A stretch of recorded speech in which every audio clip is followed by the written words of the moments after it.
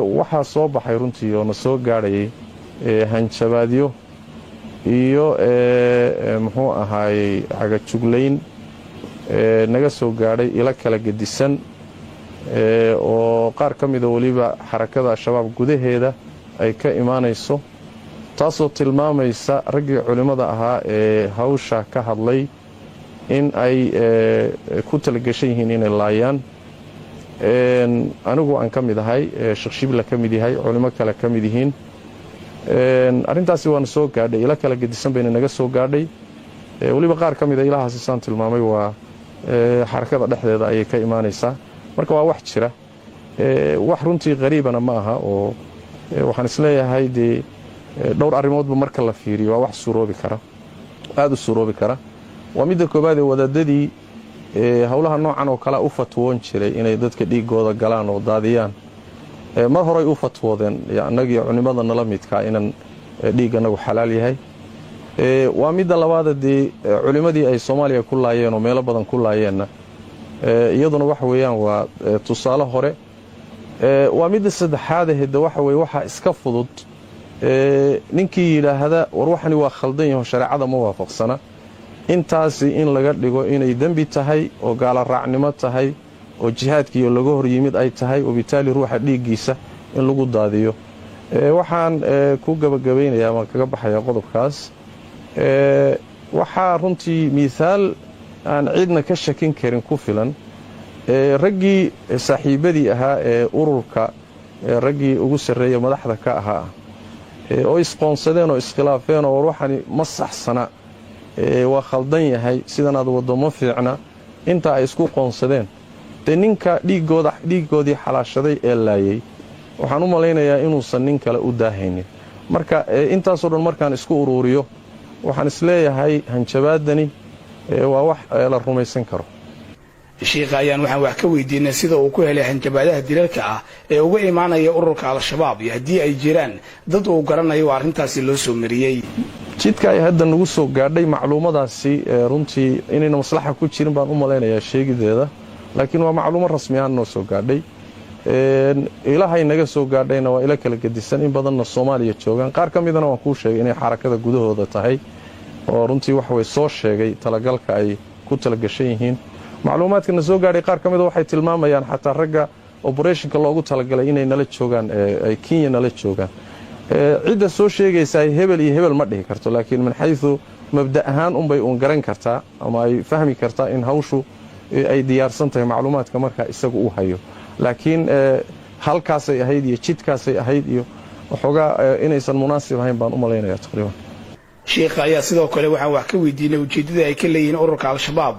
dilalka iyo hanjabaadaha ay u geysanayaan qaar ka mid ah kuwa uga caansan culammada soomaaliyeed iyo waxa ay ka yeelayaan culammada khatartaani cusub ee soo food saartay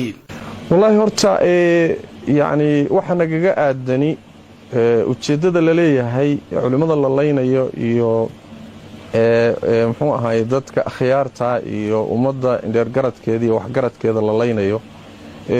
ujeedday leedahay ujeeddaduna waxa weeye in dadka la aamusiiyo markay ugu yar tahay la baqdin geliyoo la aamusiiyo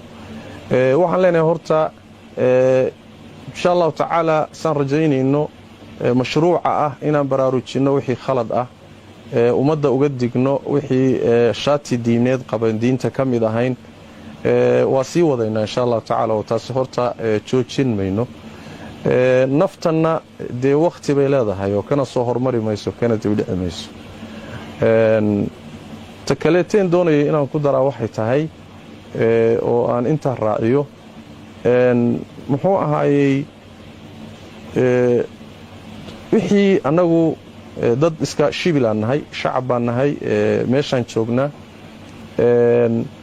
wixii runtii wax weeyaan culimmadii hore iyo ambiyadii iyo akhyaartii iyo ninkii jidkooda maro oo sidaasi muxuu ahaay lagu dilo isaga dantiisa iyo maslaxadiisa iyo shahaadadiisa weeye oo saan filaya muxuu ahaayey intii sidaa lagu dilayna muxuu ahaay waxaan u malaynayaa inay uun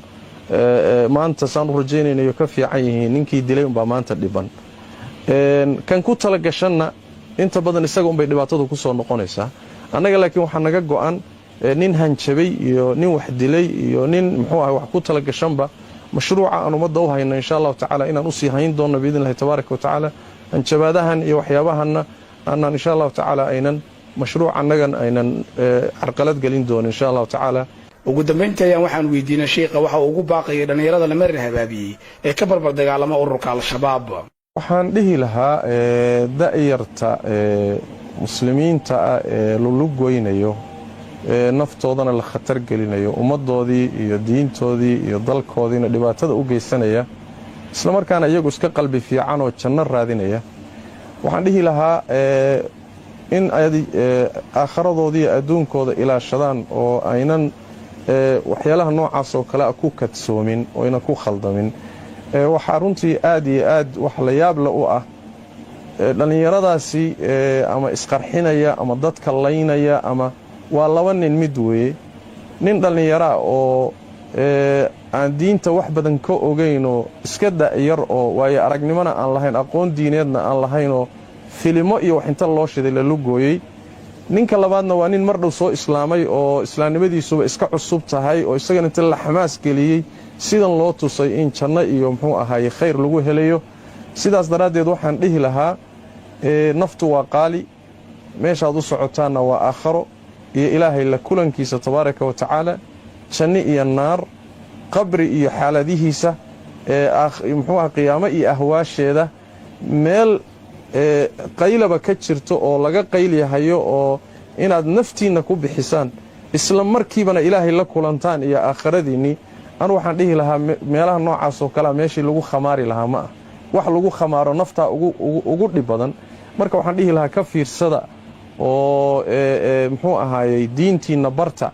oo yaan laydin lugoynin oo culimmada diinta taqaana ilaahay ka cabsanaysa aqoonta diinta ka qaata oo iska hubiya waxa aad ku tillaabsanaysaan aragnimona aan lahayn aqoon diineedna aan lahaynoo filimo iyo wax inta loo shiday la lugooyey. ninka labaadna waa nin mar dhow soo islaamay oo islaamnimadiisuba iska cusub tahay oo isagana inta la xamaas geliyey sidan loo tusay in janno iyo muxuu ahaaye khayr lagu helayo. sidaas daraaddeed waxaan dhihi lahaa naftu waa qaali, meeshaad u socotaanna waa aakharo iyo ilaahay la kulankiisa tabaaraka wa tacaala, janno iyo naar, qabri iyo xaaladihiisa, muxuu aha qiyaamo iyo ahwaasheeda, meel qaylaba ka jirto oo laga qaylyahayo oo inaad naftiinna ku bixisaan isla markiibana ilaahay la kulantaan iyo aakhiradiinnii. anu waxaan dhihi lahaa meelaha noocaas oo kalea meeshii lagu khamaari lahaa ma ah. wax lagu khamaaro naftaa ugu dhib badan. marka waxaan dhihi lahaa ka fiirsada oo muxuu ahaayey diintiinna barta oo yaan laydin lugoynin oo culimmada diinta taqaana ilaahay ka cabsanaysa aqoonta diinta ka qaata oo iska hubiya waxa aad ku tillaabsanaysaan